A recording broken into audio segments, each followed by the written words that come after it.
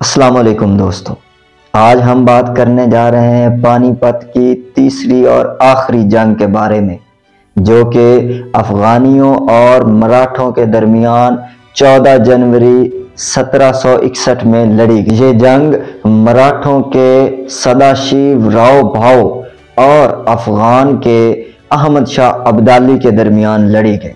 अहमद शाह अब्दाली की मदद चीफ रहमत नजीबुल्लाह और शुजाउद्दौला ने की, जबकि मराठों के साथ राजपूत, सिख और जट शामिल थे। 1752 में मुगलों ने मराठों को इंडिया का पूरा टैक्स जमा करने का फरीजा सौंपा।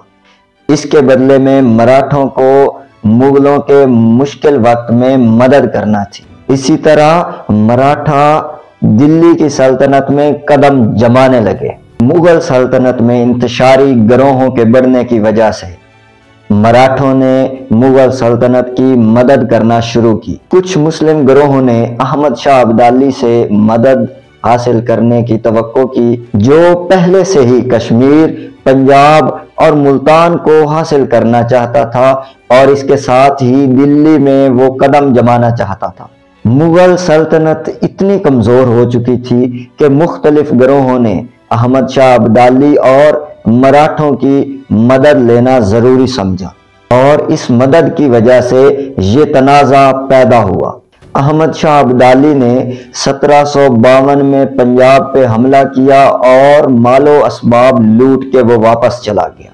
इसके साथ ही अहमद शाह अब्दाली ने अपने ही लोगों की गद्दारियों की वजह से कई जंगें लड़ी और इन जंगों के नतीजे में उसने दिल्ली को हासिल किया। दिल्ली को हासिल करने के साथ साथ उसने मराठों को नीस्तो नाबूद करने की भी ठान ली।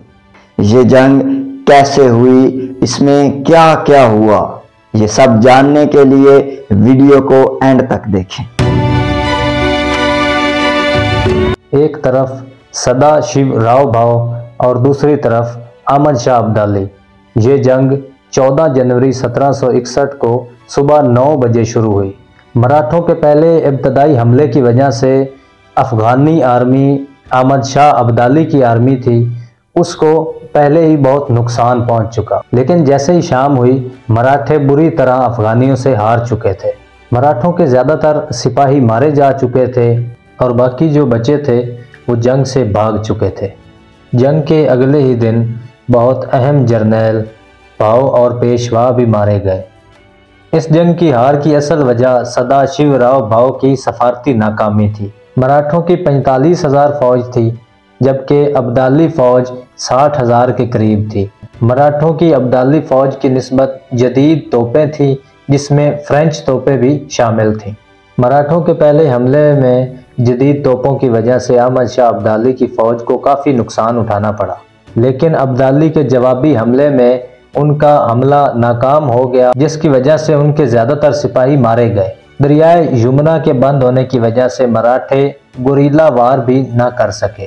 फौज की पिछली साइड पे खैमों में बहुत सी औरतें और गुलाम थे, जो मराठों की फौज पे एक भारी नुकसान साबित हुए। इस जंग का अहवाल ये था कि 40,000 के लगभग मराठों की अफवाज मारी गई और बचे खुचे सिपाही भाग गए। इस बदलती सूरत हाल को देखते हुए मुगलों ने भी अहमद शाह अब्दाली को दिल्ली में वेलकम किया। मुगलों की सल्तनत में कुछ इलाके तो उनकी कंट्रोल में रहे, लेकिन वो पहले की तरह अरूज हासिल न कर सके।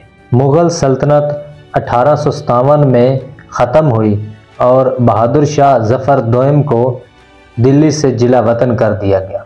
जिला वतनी के बाद उन्होंने बर्मा के शहर रंगून में वफात पाई। तो ये थी 3 बैटल ऑफ पानीपत, और इस आखिरी बैटल ऑफ पानीपत में मराठों को शिकस्त हुई। तो आइए इस तरह के जंगी हालात, हिस्टोरिकल इवेंट्स और जर्नल नॉलेज के बारे में जानने के लिए इस चैनल को लाइक एंड सब्सक्राइब कीजिए एंड शेयर भी कीजिए। Thank you very much.